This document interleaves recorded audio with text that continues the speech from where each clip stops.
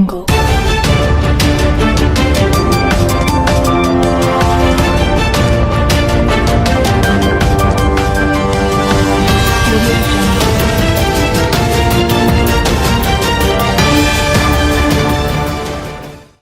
स्वागत है आप सभी का न्यूज़ डेली पर। वित्त मंत्री निर्मला सीतारमण जी की तरफ से कृषि के बुनियादी ढांचे के लिए 1 लाख करोड़ मोदी सरकार की तरफ से। तो चलिए शुरू करते हैं।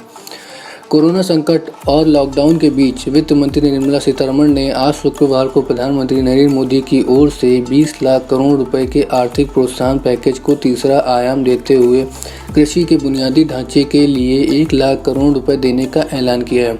वित्त मंत्री की ओर से राहत पैकेज की तीसरी किस्त में कृषि पर फोकस किया गया है। उनकी ओर से 8 ऐलान कृषि सेक्टर से जुड़े बुनियादी ढांचे से जुड़े हैं। वित्त मंत्री निर्मला सीतारमण ने कहा कि कृषि के बुनियादी ढांचे को रफ्तार देने के लिए 1 लाख करोड़ रुपए के वित्तपोषण की सुविधा दी जाएगी। कृषि अवसंरचना परियोजनाओं को भी इसका लाभ मिलेगा। वित्त मंत्री निर्मला सीतारमण ने कहा कि बुनियादी ढांचे के लिए 1 लाख करोड़ रुपए दिए जाएंगे, जिसमें फार्म गेट के तहत जिसमें कृषि से जुड़े इंफ्रास्ट्रक्चर प्रोजेक्ट शामिल होंगे। इसके अलावा एग्रीगेट जैसे primary agriculture cooperative society, farms producer organisation और एग्रीकल्चर एंटरप्राइज और स्टार्ट-अप आदि के लिए होगा। वित्त मंत्री की ओर से ऐलान में कहा गया कि फार्म गेट और एग्रीगेशन पॉइंट के विकास को गति देने के लिए सस्ती और आर्थिक रूप से व्यवहारिक पोस्ट फसल प्रबंधन के बुनियादी ढांचे को तैयार किया जाएगा।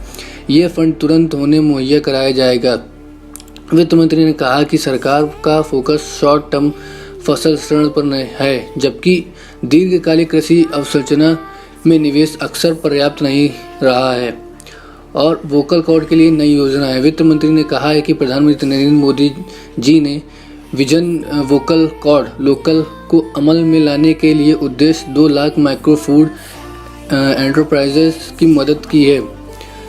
इसके लिए योजना भी बनाई गई और शुरू भी की जा रही है। साथ ही वित्त मंत्री जी ने यह भी बताया कि भारत में पशुधन को बढ़ाने के उद्देश्य से 100% टीकाकरण के लिए 13,383 करोड़ के कुल परिव्यय के साथ राष्ट्रीय पशु रोग नियंत्रण कार्यक्रम की शुरुआत की गई है। 15,000 करोड़ रुपए के प्रावधान के साथ सरकार ने पशुधन अवसंरचना विकास निधि को घोषणा की है। इससे पहले कि वित्त मंत्री निर्मला सीतारमण ने गुरुवार को लगातार दूसरे दिन राहत पैकेज के ब्रेकअप में कुल 9 घोषणाएं की थी, जिसमें से 3 घोषणाएं प्रवासी मजदूर, 2 छोटे किसानों और एक घोषणा मुद्रा लोन यानी स्टडी वेस्ट और हाउसिंग और आदिवासी क्षेत्रों में रोजगार से जुड़ी थी।